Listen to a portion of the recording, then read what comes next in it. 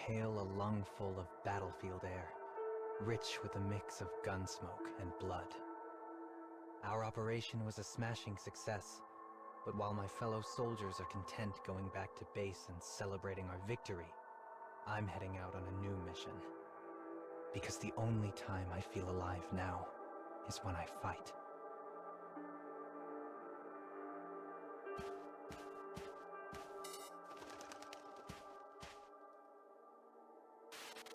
Revenge drove me.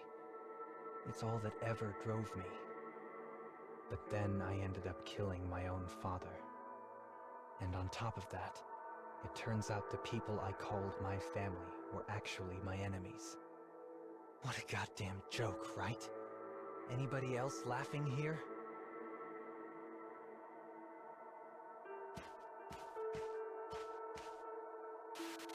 When I return to reality, I see piles of corpses everywhere. It's all my doing, this carnage. But instead of rage or sorrow, I just feel a strange sense of calm.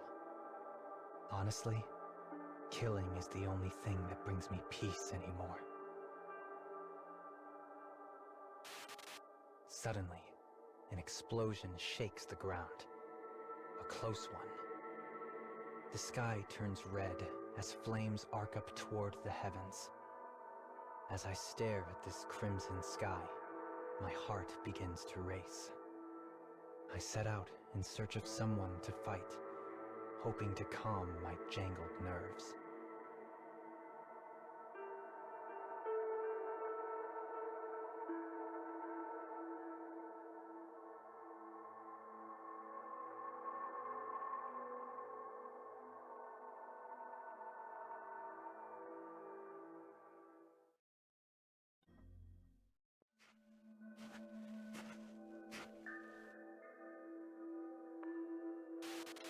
The war has turned in our favor. The enemies we don't kill, we send running into the night. But it still isn't enough. I find myself picking my way across a viscera-strewn battlefield, just in case we missed a straggler.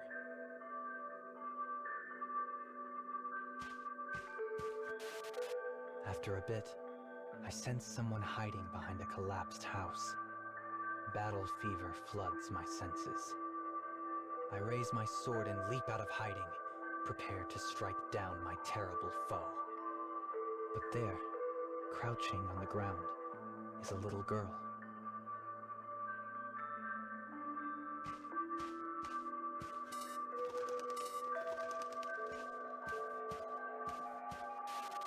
God damn it, I think. We're under orders to protect civilians, which means I gotta drag this kid around with me until I find a place to dump her off. What a pain in the ass. I extend a bloody hand and grab the girl by the arm. She screams. I don't care. I give her a good yank and start walking. She responds by pinwheeling her other arm and toppling face down into the mud. That's when I realize the kid is blind.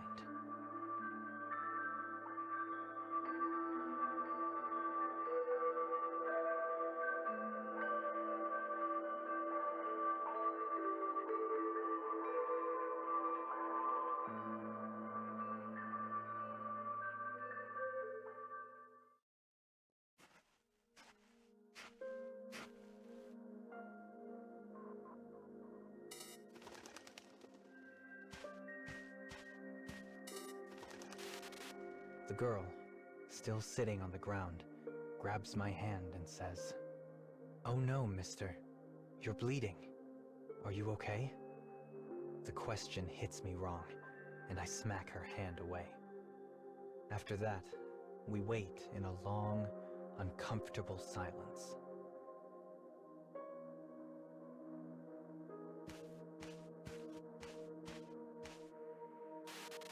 It's not my blood, I say finally. As much to break the silence as anything else. I wipe my hand on my pants to clear off as much gore as I can, then help the kid up. Her hands are so damn soft. I'd forgotten hands could be soft. The only thing mine are good for anymore is murder. It's hard to believe her hands and mine are the same thing.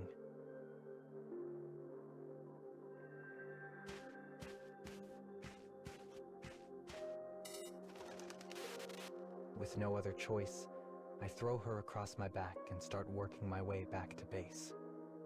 I can feel the kid's warmth against me. And there, in the strange silence you always get on a battlefield after a fight, the only thing I can hear is the beating of my own heart.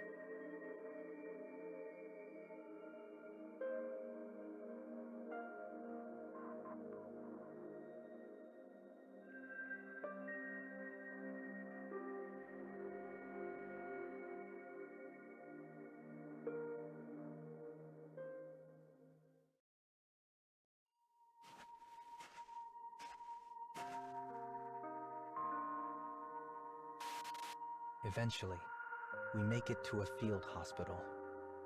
It's a nice place, actually, with sunlight coming through the windows and wind rustling the trees.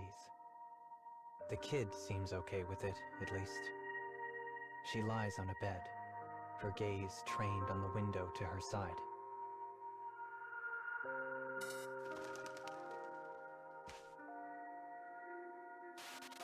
"Hey, kid," I ask her.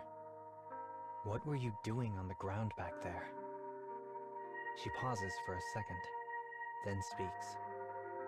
She tells me how she'd been neglected by her parents her whole life, before they finally abandoned her once the war came home. When her story is done, she turns her head in my direction and asks, "What color is the sky right now, mister?" I take a look out the window. "Blue," I say. "A nice, deep blue." She closes her eyes. I have no idea why, and begins to try and imagine what blue might look like. I don't know why I feel uneasy here, but I do. Something about being near this kid puts me on edge. My heart is racing again, but in a different way than the discomfort I've felt for my entire life. And as I try to identify what this strange feeling is, I picture the color of the sky in the girl's imagination.